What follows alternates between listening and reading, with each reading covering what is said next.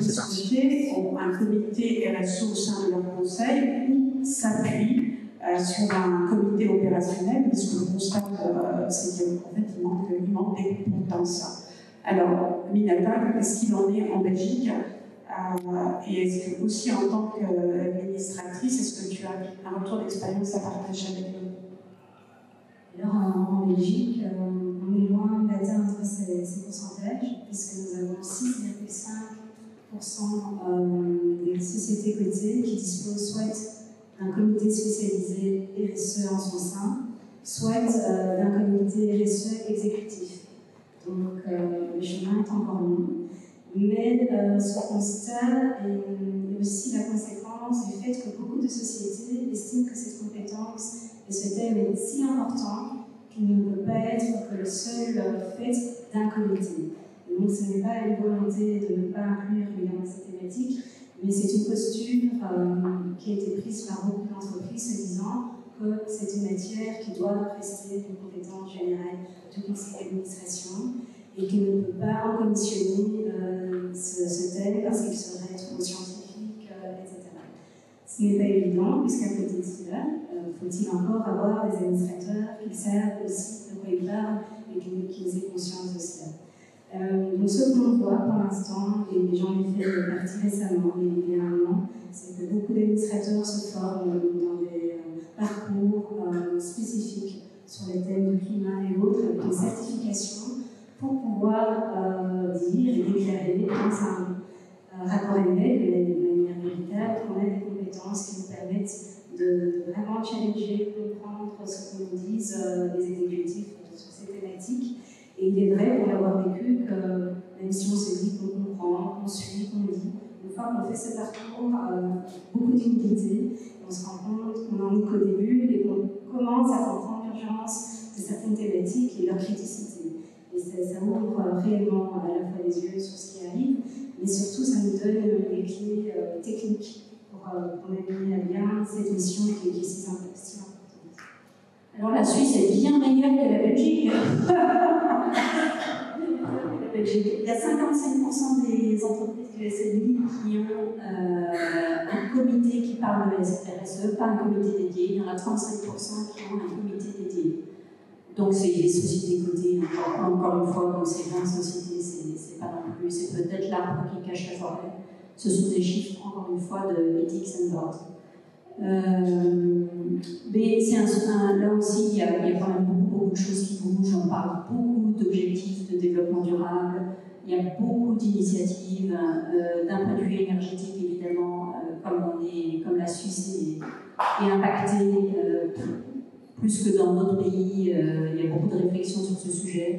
Alors, bien sûr, on aimerait que ça aille plus vite, mais là aussi, c'est un sujet beaucoup plus technique que pensent beaucoup de personnes, et donc il faut monter en compétences.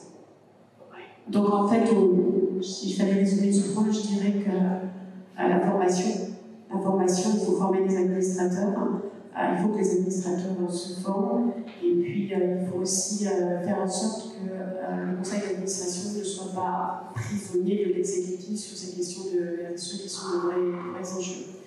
Alors, on va accélérer un petit peu, c'est un sujet passionnant, je crois qu'on pourrait rester des heures ensemble. Je pense qu'il y a plus important d'être que présentation. La gouvernance, c'est pas pour les sociétés cotées, la gouvernance, c'est aussi pour les EDI et les PME. Quand on sait qu'en France, le tissu économique est très important, ce sont à peu près 95% de sociétés qui sont des PME et des entreprises familiales, et que souvent ces structures ont une gouvernance que moi je qualifie d'informelle, et que la gouvernance dans certaines d'entre elles n'est pas encore au rendez-vous. Alors, qu'en est-il en Belgique? Dans la Belgique, qui est un pays où il y a beaucoup d'entreprises familiales, dans un pays où l'impact de la langue et de la culture joue un rôle important.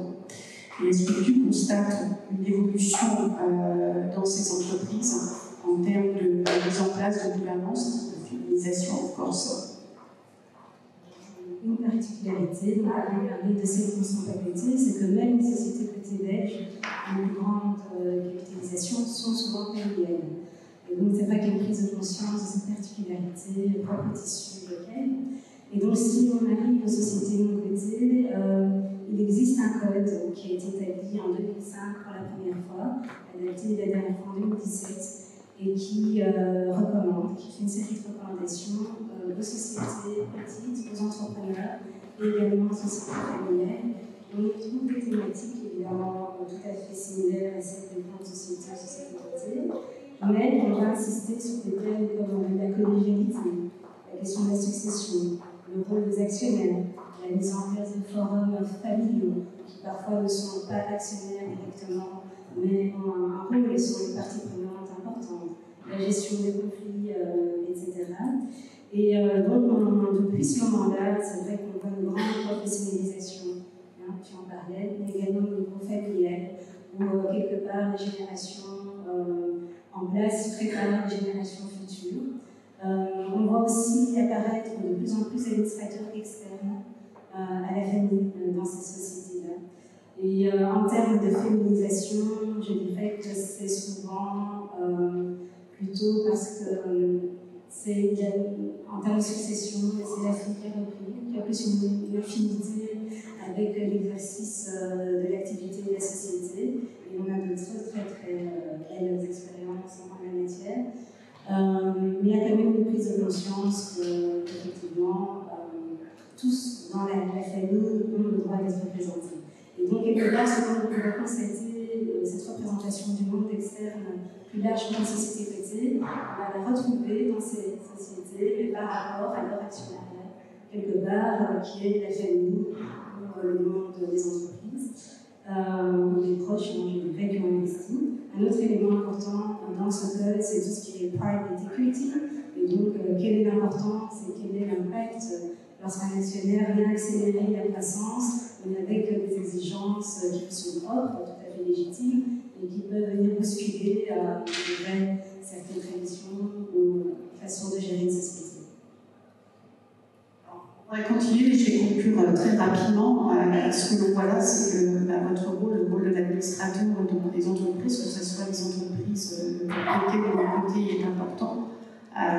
Donc votre mission future dans ces conseils, elle est welcome. Et puis je vais vous laisser repartir pour finir cette table sur une question qui est une question de succession, la succession des dirigeants. La succession des dirigeants, j'entends aussi la question de la transmission dans les entreprises familiales. Et quand on parle de transmission, on parle de transmission du pouvoir exécutif et du pouvoir non exécutif. Et c'est vraiment un sujet qui devrait être à l'agenda du board. Et c'est là où le rôle de l'administrateur est aussi important. Donc en tout cas, merci Aminata, merci Marie d'avoir partagé ce moment avec nous.